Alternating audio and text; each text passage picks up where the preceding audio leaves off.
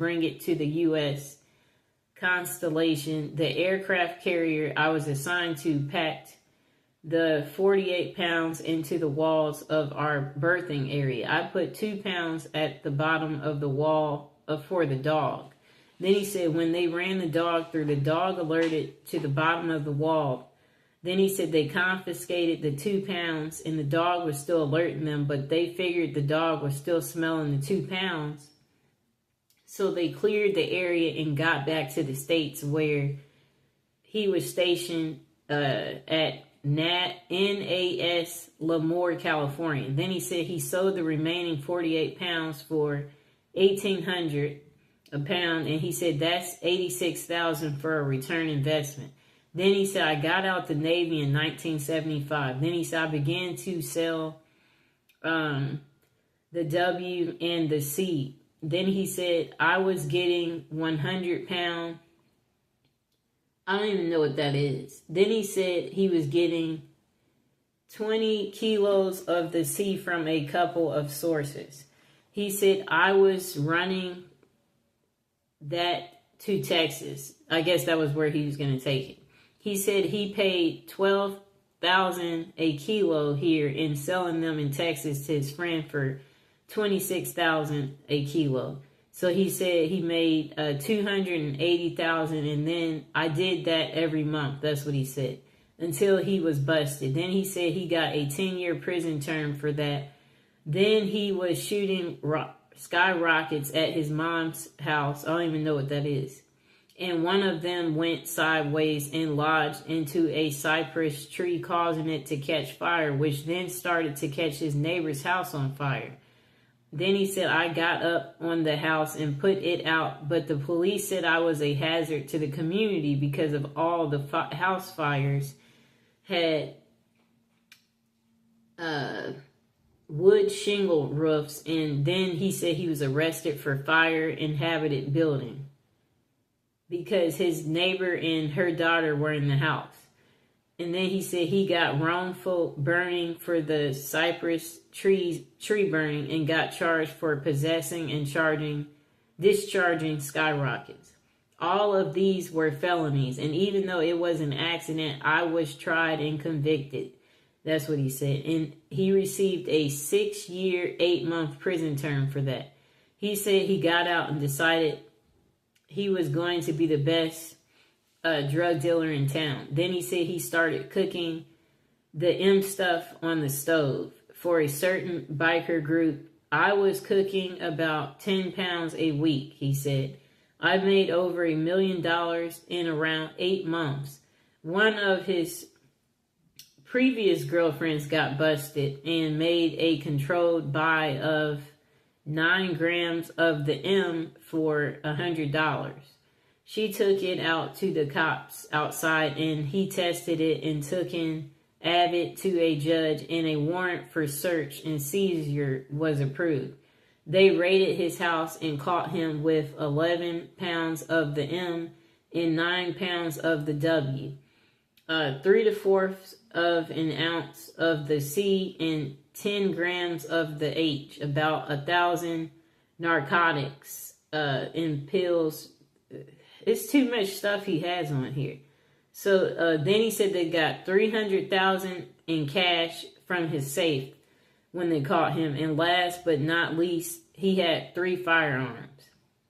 Then he said he got a 10-year prison term for that. After he got out and was on parole, he got caught with 3... I don't even know what that is, but he was caught again with the M and got 2 years for that. Then he said he got out and gave his some officers okay, so they tested him for the H, and yeah, he was guilty. Then he said she came back with the police and raided his apartment, so he got in trouble. They found more of the stuff in his girlfriend's room or something. And they wanted to give him life in prison for that. His brother and his mother talked to the district attorney, and he wound up getting a 10-year term for that tiny piece of H stuff they found. He said he studied law in prison and got an associate's degree for paralegal. He was working in a law firm office and some super weird bad stuff happened which caused his fiance to commit suicide. He began using more and more of the H stuff as a result, and then he said he blew through his bank account and was broke.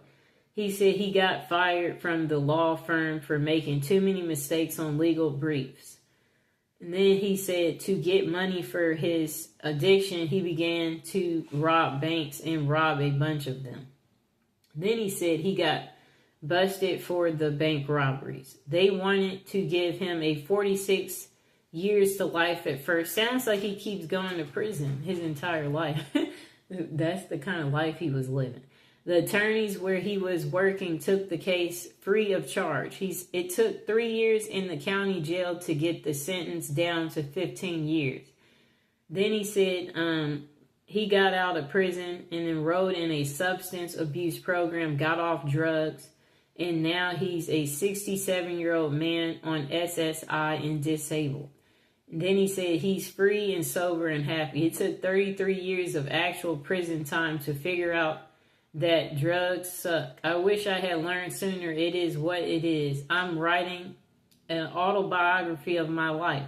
I've named it Diary of a Dope Fiend. He said he's almost finished. There's so much more than what he's typed here, and everyone says it's going to be so great. So maybe I can be an author of some books. Only time will tell. Well, I'm glad he got himself together. But who knows? Maybe he will be going back because of how many times he went. So the next person said, how can Android users make extra income, blah, blah, blah. Okay, so that's a different article. Oh, okay, no. Here it is. This person said they ended up there because allegedly they had CUT somebody 43 times. It was the very first felony charge, and it was aggravated assault with a deadly weapon intent to hurt them. It was trying to give they were trying to give her life for her first felony for the first time, really being in serious trouble. After sitting almost 2 years, her lawyer got her out. They were able to establish that she had PTSD due to getting she was in some type of domestic situation for 10 years of her life from her ex-husband. And so she blacked out when really upset, and she started, having some type of abuse go on with him. All she remembers of him is him punching her in the nose and remembering. Okay. So, yeah, okay. I'm skimming through this. So she says then she was only 30-something years old, and she said, can you imagine, it's been her life has been in prison, and you're only 30-something. That's a long time to be in prison. Now I'm a good girl. I don't mess with the, whatever that is. Okay, so that's how she got there. Next person. Some of these people, they don't sound too smart, to be honest. They said they've been to prison twice, both times over drugs. They said their first real stint started when they were only 23, and it was pretty scary. This was in a Texas state prison, and about as awful as it sounds. Gangs ran the place, and violence was just a fact of everyday life. While I was lucky enough to never get severely permanently injured, they said they got plenty of scars. Worst two are a 5.5 scar, one on their stomach from, a shank in prison, and then a noticeably bulge in their collarbone where it healed crookedly after being broke by a huge dude who wanted to get friendly, which I wasn't down with. Besides the human dangers, the prison itself was hazardous. Some areas were infested with rats, and they had roaches. This was their big risk everywhere. Then they said, I guess they're trying to say it would get hot in the cells. 115 was like the temperature at their prison. Then he said guys occasionally died when they were, I guess, put in the hole, I guess he's saying. Okay, so he said they had something called a hot box, where it is an isolated cell with direct sunlight. Okay, and that people don't survive it. That's what he said. Then he said one winter they had an outbreak that was terrifying. Half of the guards were so scared they wouldn't come into the block at all.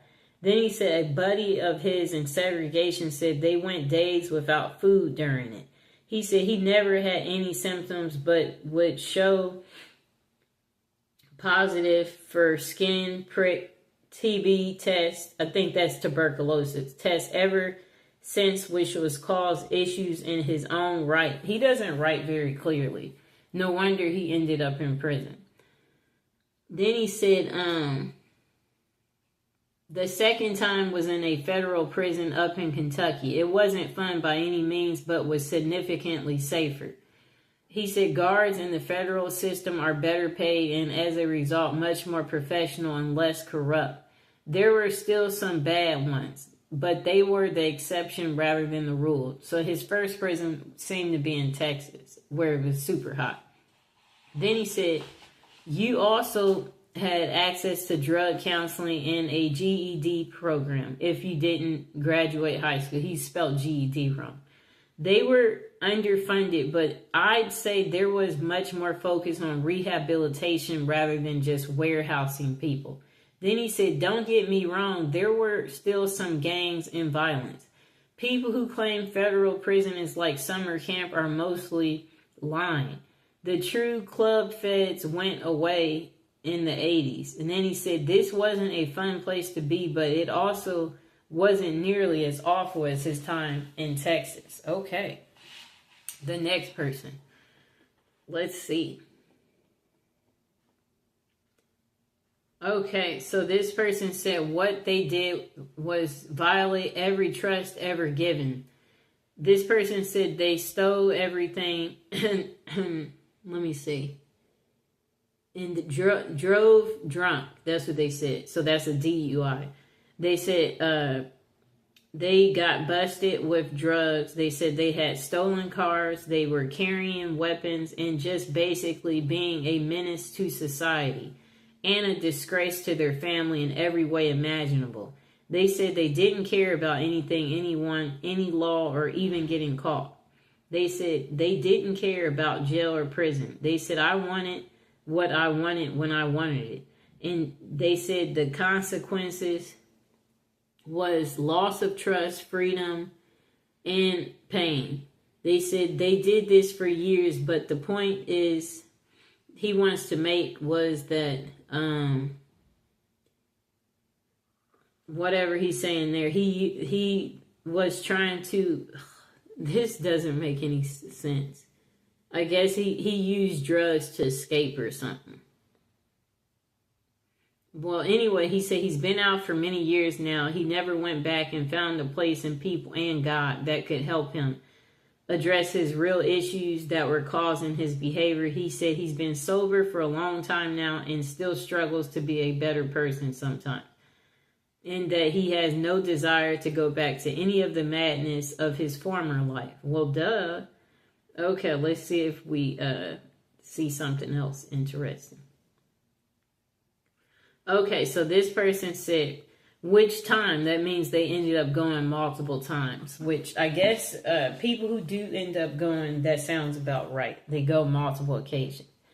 Okay, this person said, but seriously, I grew up in a family of drug dealers, they said, and as such, it was natural that they would follow into their family's footsteps. They said living that type of life opens you up to a variety of experiences one might not have otherwise become involved in. Then they said among the worst for them was when they were using the H. They said the first time was all it took. They fell very deeply and passionately in love with the H. And then they says money was no problem. His buddy and him spent about $1,000 a day on something that's a C and a W. After doing this every single day for 8 months, he was like, yes, $250,000 was spent very easily, and that's on the low end, I guess, for whatever drug he's doing. He said up until the morning he woke up and had no drugs. He said he had not experienced what will inevitably happen, the withdrawals he's talking about. He said he thought he was going to die. He said it's funny, right when this happened, his connection was, I don't know what he's saying. So I guess he said he had no money, which means no drugs. I guess no money meant that he was forced to stop. Then he said he became a person who forged checks where he made $400,000, and then he said later he was arrested by the FBI and sent to jail. He said, as anyone knows that has been involved in the U.S. criminal justice system, once you have entered, there is no exit. That old revolving door just keeps opening for you, and it seems you can't never get out. Wow, that sounds very sad. He has some people agreeing with him. Okay, so the next person said they went to prison for 29 years for murder. They said of a 22-year-old that was abusing their sibling, their brother. And then they said they was in several different prisons, and the experience in each was different.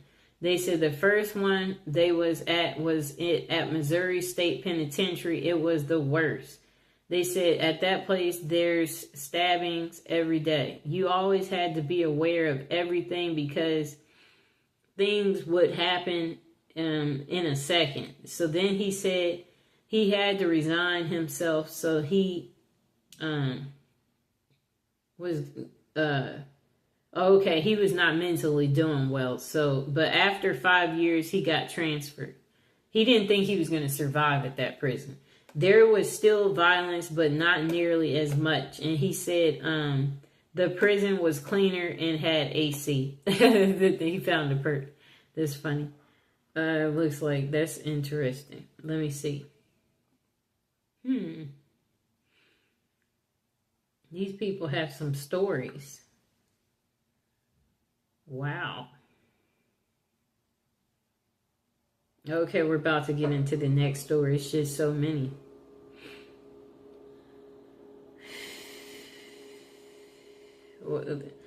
I scrolled down too low. Okay, but it looks like I found some new ones. Okay. What were you in prison for? Okay. This person said they were 9 years old and they took a front end loader because they was tired of walking. They said it was parked outside a shop and was a loader for a logging company. The trooper released him to his uncle. You know what's going to happen now? He got a whooping from his parents or something. Then he said 10 years old that he had taken a motorcycle and went to juvie. He said he did 3 days and walked out still a bad person, he said. He said, I went into foster care where he skipped from home to group homes for 2 years and went home to his mother at the age of 12. He said he had told his case manager, I'll keep running. 12 years old, and he said he broke into a class where he had taken food and got a probation officer. While on probation, he said he burglarized businesses and stole cars and 3-wheelers, 4-wheelers, trucks, and boats. He said he had taken a truck belonging to the telephone company and paid restitution. Then he said he burglarized a home and had taken their food, money, guns, and anything he thought he needed. It's too many on here. Okay. I'm just...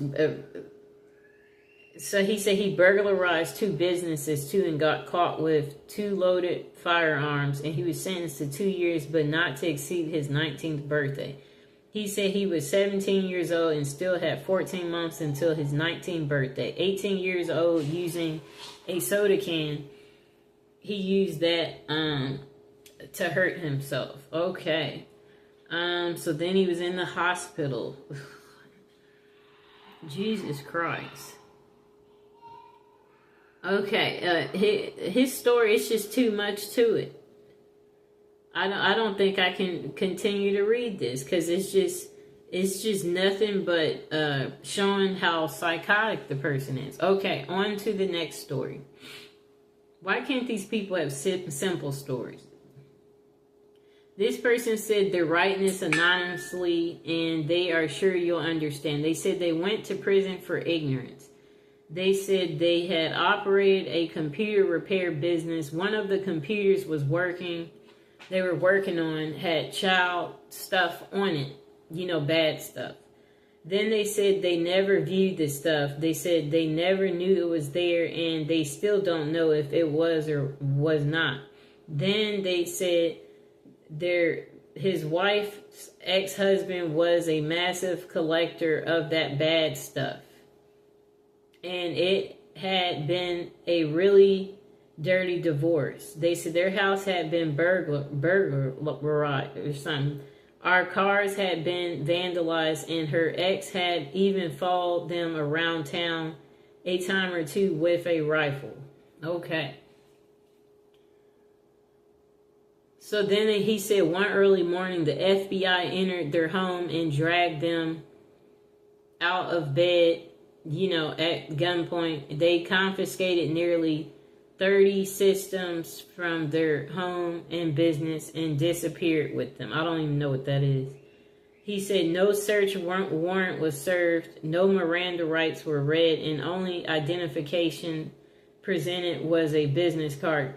And then he said that his wife and him could believe they were actually being visited by the real FBI officers and not a group of imposters. Okay. So then he said he spent 20 months in a tiny county jail, during which time he believed he had a stroke. No medical care was provided. Then he said in prison that he had been stabbed with a pencil after about 2 months at the jail and placed in solitary confinement from that point on, and no medical care was provided. I guess there's privileges in the real world, but not there. Then he said he was forced to accept a plea bargain to prevent his wife from being jailed for the possession of the stuff. Then he said 2 public defenders actually told him to accept the plea bargain or they will go after his wife. Then he said he signed a plea bargain accepting responsibility for possessing a photograph in return for a 3 to 5 year sentence. Ooh. Then after he accepted the plea bargain, he was removed from the county jail to a federal detention center. Then when he finally appeared before the judge, the prosecuting attorney requested he stand before the court and tell where he had gotten the picture before the judge ruled on his sentencing. He said he may have been able to accept responsibility for possessing the photograph convincingly, but he was unable to lie about obtaining it convincingly. His sentence was 120 months. He was shipped and processed to a satellite low after a half a year of he was harassed by guards and inmates and was shipped to a low security prison for his protection. After being, he said, assaulted at the low for being a chomo is what they called it. He said it's a prison term for what he did. He was shipped to a medium security facility. The entire time he was locked up, He was required to speak to staff members who wanted him to accept responsibility for his deed. Many years he spent being mentally assaulted with the goal of forcing him to accept his responsibility for his conviction. There was no appealing his case. One of the clauses in his plea bargain stated he would not say he had been poorly represented. Another clause prevented him from filing an appeal. It is his opinion that the only thing the lawyer represented was his own interest. Now, as a free person, he said he's required to go through group therapy weekly with the intent on getting him to accept responsibility for his crime, even though he has passed 3 separate polygraph examinations to prove his innocence. You may ask, is there justice in America? He can only speak to what he's experienced. Perhaps if he had been guilty, this could be considered justice, perhaps. Okay, what a sad story. He said he dealt with the shame of his conviction by believing he was convicted for being ignorant of how the justice system works, ignorant about how public defenders work, ignorant of too many things that directly affected him. He said he's been shunned by his parents, siblings, and niece and nephews, stepchildren, and grandchildren, and his in-laws, and every friend but one. He said he lost his baby sister to cancer and his grandparents to old age. He said his wife, bless her, is here by his side for the remaining by her husband's side. She is shunned too. And then he said, he has a lawyer willing to take his case to the Supreme Court, and she has won a few cases similar to this. Whether he wins or loses, he said he prays every day for simple acceptance from his fellow man/woman. But he said even if he had been guilty, he has paid his dues. Yet due to the nature of his accusation, he still gets treated like dirt. He said, I don't say this with any agenda except to perhaps educate people to a simple fact. Whether or not a person was actually guilty of a crime, after that person has paid their penalty, no one has the right to continue to judge them. No one except the higher power. Again, thanks for the upvotes. They help. Then he said it is now 5 years after his release, and not much has changed for the better. He said, I guess he's fatigued over this. He said his mind goes on strike and leaves him in a daze. He said, let me see. His life was destroyed by our legal system. And then he said, update, 6 years after his release. I keep praying it'll get better. 7 years after his release. He said, I have some of the answers and see I need to clarify a few things.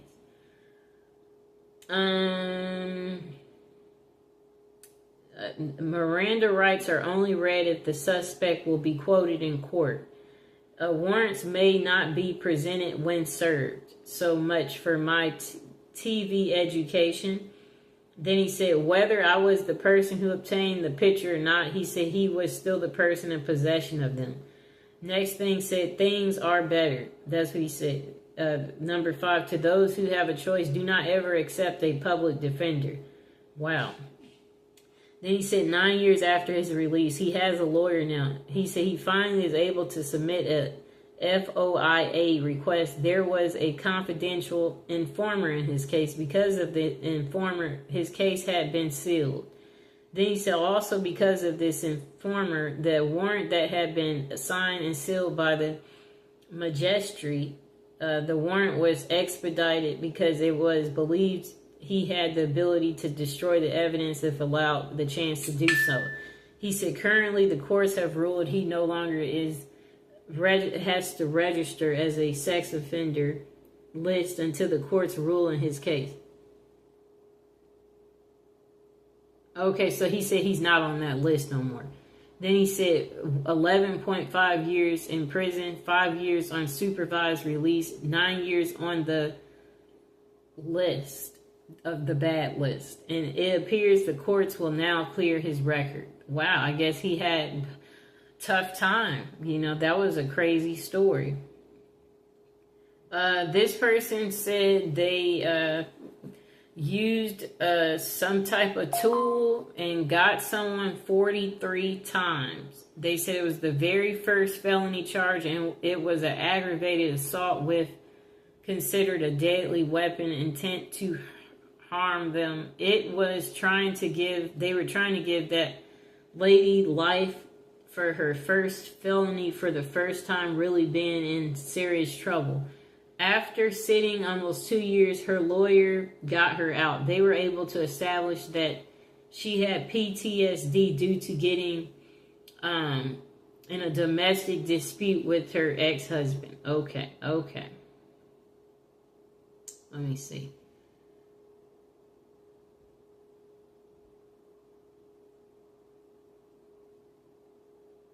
Okay, we're just skimming through this because we're getting close to the end. You're not going to believe this, but this person said, but they did all the time for 20 years for delivery of a lousy $10 bag of the H. They said they were sentenced as a career offender in the federal system. You can easily verify everything I'm about to tell you by looking at the federal sentencing guidelines. And then he said, anybody who has been convicted of 2 prior felony drug convictions or 2 prior felony violent convictions or 1 of each as a career offender. Okay. So this person said, okay, yeah, okay. So that's that part. I mean, that story, we'll check it out. But I don't understand what that part is, so maybe we should skip it. Okay. Okay, so another crazy story between a husband and wife. If a man said he got sentenced to 7 years and 9 months for hurting his new wife with a tool. It all happened so fast. Didn't help. He said he was on drugs. Did 5 to 9. I don't know what that means. Got, I guess, 5 to 9 years or something. Got a bit over 3 months left on parole, and then his sentencing is finally over. He said that's the worst thing he's ever did, but best thing to ever happen to him. Being away from society taught him so much about himself and what's important to him in life. Also was finally being able to kick the gear to the curb. He said it was a bit embarrassing. He just wants to put it out there that what he did was wrong. No justification behind the actions. And he's like, violence is not the answer. There's always another way. He's not ashamed of the man he is today, but he does live with regrets and took he's saying to not take people's life, and still he's paying for this to this day for the stuff that he's did. He said karma is a thing, and he's just like, take care of people. His writing's not very clear. Okay. This person said they were in prison for adultery, and they was in the Marine Corps station in Hawaii and was 19 years old at the time. They said they met a lady a little older than themselves, and early on they did not know that she was married, but after they did find out, it did not matter to him. He said he was in love. Her husband was in the Air Force, station TDY, and he ended up getting the lady pregnant. Her husband ended up catching us, and he said he got into a physical fight and won, but he was locked up and persecuted for what the military called adultery. But the official charge was having a relationship with a married woman, not his wife, and ended up doing almost 3 years in federal prison. Believe it or not, most states have a law against adultery but never prosecute anyone for it. Interesting. The husband wanted to take their children away from her and was offered a deal that if he were to testify that she was a negligent mother, that he would not get any time. And he said he loved the woman and could not do that. In 1962, it was hard to take children away from their natural mom. She did testify against him and instantly forgave her, as she had 2 other children to think of and she was pregnant as well. After she delivered the baby, his mother ended up adopting him. And his parents raised him to adulthood. His name is Tony. Then he said he never saw her ever again, but did end up in touch with her and stayed in touch until her death a few years ago. He said he still loves her. Aww. Okay, so the next story. This person said, as a senior prank, their high school had a tradition of stealing the statue from in front of the local Big Bob's Boys restaurant and putting it in their school. In his senior year, they guessed the manager at the restaurant had gotten tired of it, so he had that statue chained down to its pedestal with a heavy, dusty chain. Looks like a long story, and why can't he just get to the point?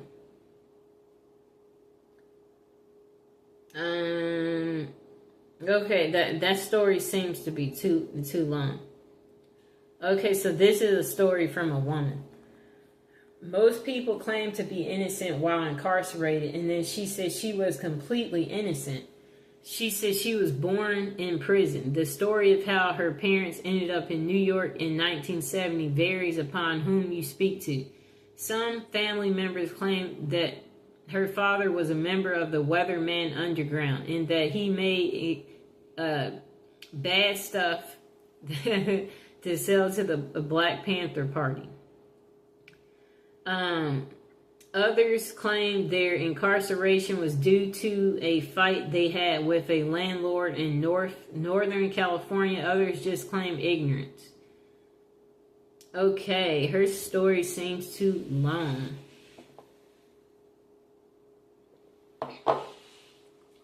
Apparently, the event of her birth was a news event that was heard across the globe. Her mother said she received cards from people in Europe and Australia. Her parents or grandparents heard the story of her birth on the news.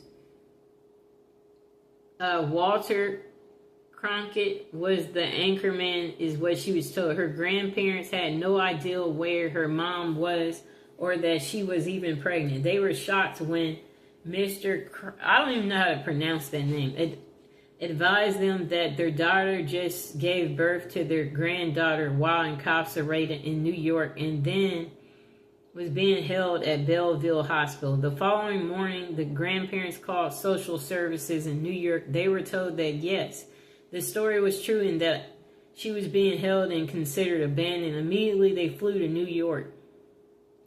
She said she was 5 weeks old when her grandparents came for her. They raised her. They were the ones she called mom and dad. Unfortunately, they have long passed, she said. Her mother and her speak regularly, and she has always been in her life, sort of. She is a wonderful person. Her father, she's met only 3 years ago. She said she was 43 at the time. He had been searching for her all her life. The ultimate joy her presence gave to him was outstanding. He was a wonderful man as well. She keeps in contact with both parents regularly.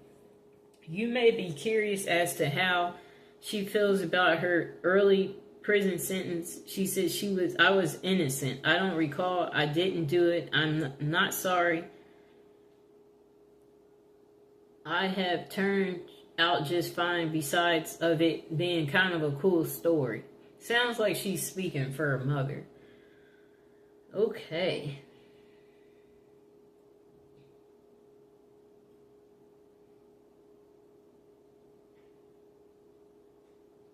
Okay, so that looks like a long story.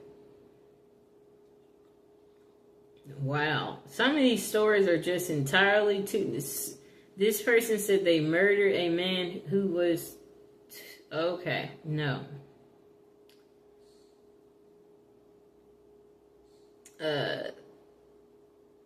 Yeah, some of these stories, they're just too long.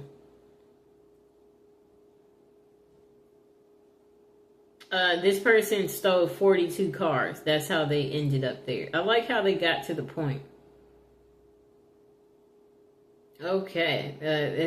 Again, this case is someone in possession of drugs. That's how they went. This person served 40 years in prison and they've done their time and they are tired of trying to explain that part of their life to everyone. What's interesting is they're not saying what they were there for. Okay. Another person ended up in prison while in high school. But they should just say immediately what they ended up there for. And this person is saying it's a scary place. They said they ended up there their freshman year. And that they were on the basketball championship team. But they don't really get to the point to how they ended up there. This person said they broke many laws and deserved it. When they hit hard times and couldn't pay child support, got caught up with the wrong couple of guys that seemed to have some ideals of how to make a little extra money. Yeah, I guess he's saying that's what caused him to go to prison. Okay. He's not good at writing. Okay, someone said something for abuse of pain pills. It's how they're writing this that's not making it so great. Okay. This person said they were arrested and convicted of felony and a misdemeanor offense in the state of Pennsylvania and 2 felony counts against the U.S. Yeah, but they're not really saying much more. So he said his actual crimes were robbery and assault of people who had drugs and theft of money and property from regular civilians. And the crimes were against average people. Something he said he'll always regret. And he will carry the guilt with him for the rest of his life. Well, duh.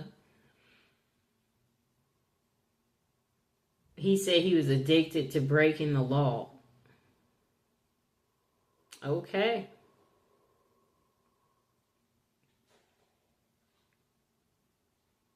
This person said murder of an innocent person with their hands. Okay. They said it was a mistake. Not on purpose. But they could not have proven it to be a mistake. And they said they didn't deserve the conviction. Really? Okay, so, okay. We'll probably do one more story. This person, she says she ended up there because of forgery. It started because she just turned 18 and was a server and moved into her own place. She didn't realize how hard it was to pay bills and live on her own and had rent due. So she started to change credit cards and to say she got a $15 tip instead of a $5. Well, it was working so well, I changed a check to $100 more. And after 2 months, then she said she got caught. Then while she was waiting to be sentenced for that crime, she got married in Kansas to someone she hardly knew and they wrote checks from his closed out and cashed them on his savings account. All this simple mistake, or what she thought, got her a total of 7 felonies, 8 misdemeanors, and 4 years and 8 months in prison. She says she's been out for 15 years with never going back and no new charges. That's the one thing she learned.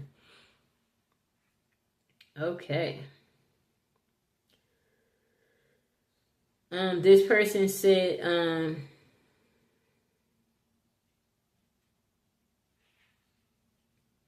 okay. I'm trying to see what she did because she's not getting to the point.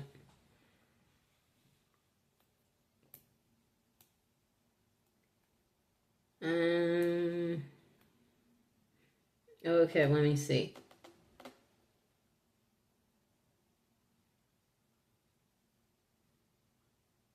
This person said they went because they weren't fast enough to dodge the cops. They were trying to break into a liquor store and then more cops arrived. Good story. Okay, so let's see if we can do one last story and then call it a day.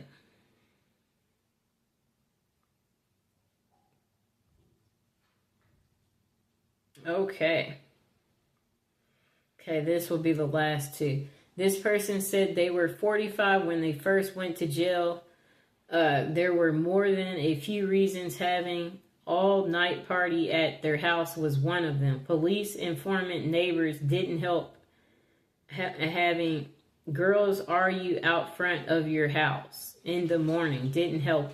It was mostly because they were a drug dealer. Having so many people coming in, going. Also, they were charged earlier for trying to disqualify other stuff. I don't even know what that means. The police had a warrant for their arrest and caught him with drugs. He said he was caught on a Sunday, went to court next day, no bail, straight to jail. Okay.